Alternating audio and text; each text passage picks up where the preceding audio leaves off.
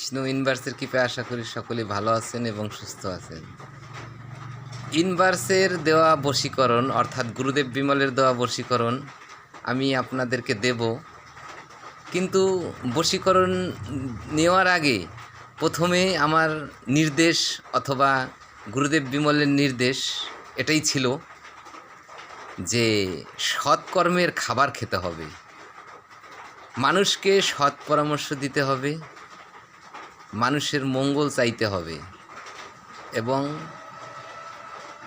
মঙ্গল কাজের জন্য এই বশীকরণ ক্রিয়া আপনাকে করতে হবে। তবে সব কিছু যদি আপনি ঠিকমতো করতে পারেন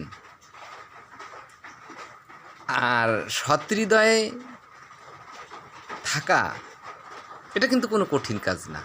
সৎ খাবার খাওয়া এটাও কিন্তু কোনো কঠিন কাজ না। যদি শাস্ত্রে বলেছেন যদি দুরাচারীর ঘরে খাবার খাওয়া হয় তাহলে আত্মা এবং শরীর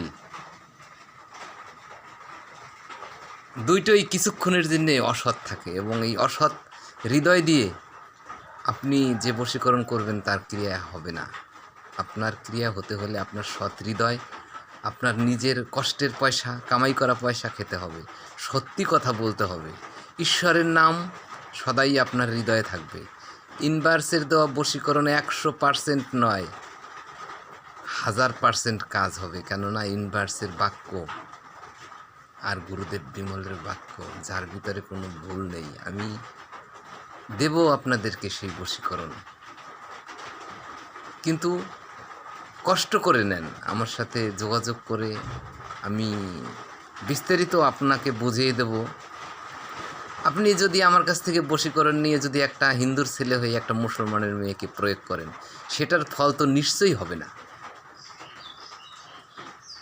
কোনো উপকারই হতে পারে না, কেননা অধর্ম। আপনি যদি অন্যের স্ত্রীর উপরে প্রয়োগ করেন, সেটার ফলও হবে না। তার জন্য তো আমার ইউনিভার্সকে, আমার গুরুদেব বিমলকে, গোবিন্দকে, এই তিনজনই তো একজন, দায়ী করে তো আর লাভ নেই। এই জন্যই সৎ হৃদয়বান ব্যক্তি যদি থাকে তাহলে আমি আপনাকে দেব। তার জন্য আপনাকে কঠোর পরিশ্রমও করতে হবে।